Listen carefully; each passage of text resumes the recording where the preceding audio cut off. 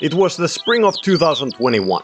I had been lifting for about 5 years at this point, and I had a burnout period, as I do from time to time. During this period, my training was very lazy, and I obviously lost some strength. But it also reinvigorated my motivation to lift hard again. I decided to run a brief starting strength linear progression to get back up to my old numbers. What do you think about heavy fives for everybody that trains? Such a five. Context is everything, but yeah, that's a great way to start out.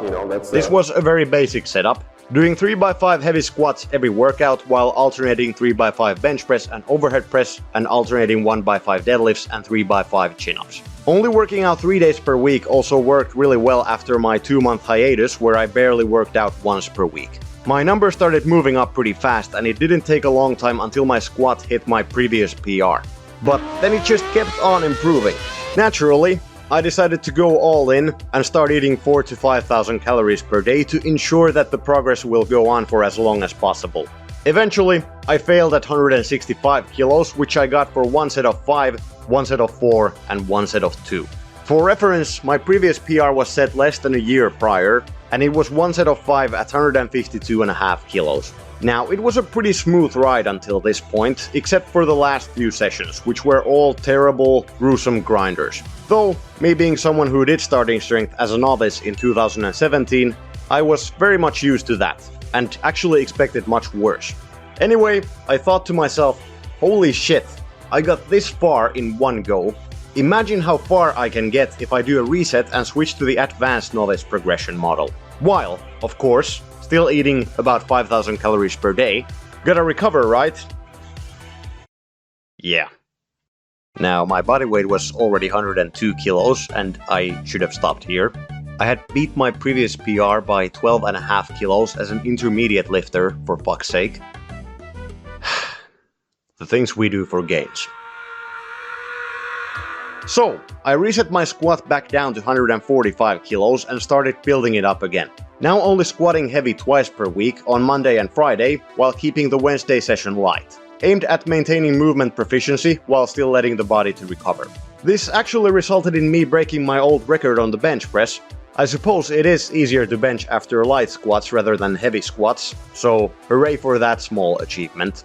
But long story short, this time I failed my squats at 160 kilos, so 5 kilos earlier than before, with a body weight that was now 105 kilograms. You got me again, starting strength. You got me again. Here's a comparison between my old PRs before this whole thing and after it. As you can see, my squat improved by quite a bit, deadlift a little bit, bench marginally, and overhead press basically not at all. Now, despite all the memes I'm making here, That's a five. I did learn quite a lot from this.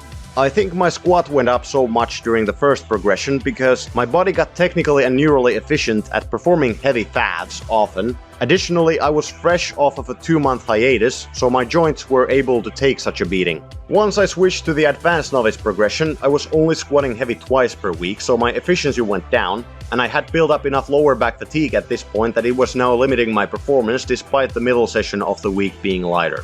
I certainly felt all the lower back fatigue by the end of this, while my legs were completely fine. I also learned that I will not improve my bench press or overhead press by doing them 1.5 times per week on average, and that my upper body can't get away with doing only 12 to 15 sets per week. I honestly think the upper body can handle and benefit from 2 to 3 times that much volume. On the other hand, squatting heavy 3 times per week unironically seemed to work, so doing that from time to time probably isn't a bad idea, though you should probably limit your deadlift volume during those periods. Let's talk about the body weight gain. I went from 95 to 105 kilos during this whole ordeal.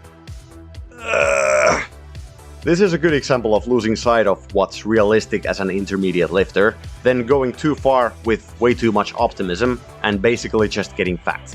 It was honestly decent until the first reset. It was my own fault that I still kept going after that, and eating so goddamn much. This was pretty much the exact same mistake I made on my original run of starting strength back in 2017, trying to milk the progress way too far, eating way too much while doing it. After this whole circus, I did a 3-month cut, losing about 10 kilos of body weight. I was walking 12,000 steps per day on average while eating roughly 2,500 calories per day. That is about half of what I was eating during the linear progression. Anyway, the main takeaway is, don't dream or bulk if you've lifted for more than 3 months. God fucking damn it, dude.